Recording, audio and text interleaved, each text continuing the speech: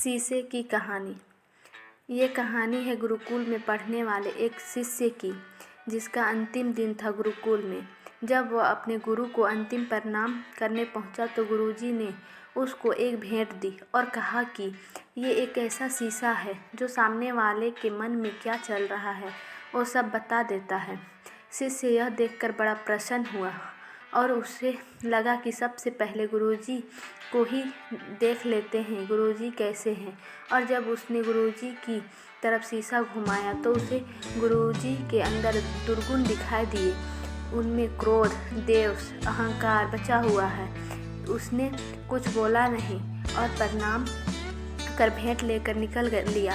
जब वह शिष्य वहाँ से बाहर आया और सोचने लगा कि कैसे गुरु हैं, इनको मैंने अपना आदर्श माना और इनके अंदर ही अवगुण बचे हुए हैं और इन्होंने उन अवगुणों को अब तक खत्म नहीं किया और इनमें बहुत बुराइयां बची हुई है।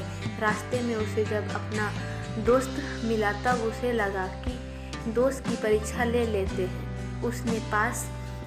उसके पास ऐसा शीशा था जो सामने वाले के मन में क्या चल रहा है वो आसानी से पता कर सकता था। तब उसने अपने दोस्त को उस शीशे को देखने को बोल दिया और देखा कि दोस्त के अंदर भी बहुत सारे अवगुण हैं। उसका भरोसा टूट गया। दोस्त से भी और आगे बढ़ा तो एक रिश्तेदार दिखाई दिए। तब उसे लगा कि चलो इनका भी हाल जान लेते हैं। उनको भी शीशा दिखाया और तभी शिष्य उनके मन के भाव पढ़ लिए कि रिश्तेदार में भी कमियां हैं।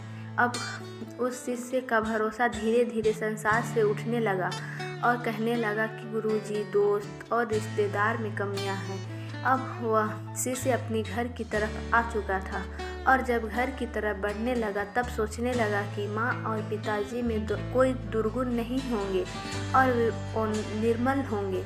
मेरे पिताजी तो बड़े प्रतिष्ठित हैं और समाज में बड़ी प्रतिष्ठा है उनकी। ओझल और सब माँ को देवतुल्य मानते हैं। शिष्य घर पर जब गया तो पिताजी को सबसे पहले शीशा दिखाया और पिताजी में भी उसको अवगुण दिखा दिए और माताजी को भी दिखाया, उसमें भी कमियां दिखाई दी।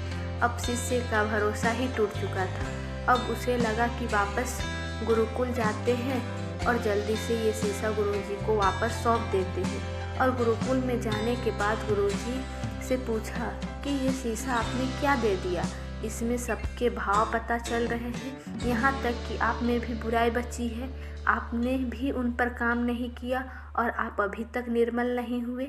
शिष्य की बात सुनकर गुरुजी जोर जोर से हंसने लगे और कहने लगे कि कुछ देर रुको। तब उन्होंने वह शीशा जो था उसको शिष्य की तरफ घुमाया और कहा कि अपना चेहरा देखो और फिर बताया कि देखो कितने सारे अवगुण तुम्हारे अंदर है और तुम्हारा पूरा मन मैला है, कहीं पर भी निर्मलता नहीं थी, सारे अवगुण भरे हुए थे। तब गुरुजी ने शिष्य से कहा कि ये शीशा तुम्हें इसलिए दिया था कि तुम अपने आप को देखो और अपनी बुराई और अपनी अवगुणों को नष्ट करो और एक अच्छे इंसान बनो। और तुमने पूरा दिन निकाल दिया कि किस में क्या भरा हुआ है, जबकि ये नहीं देखा कि मेरे अंदर कितनी बुराई भरी है।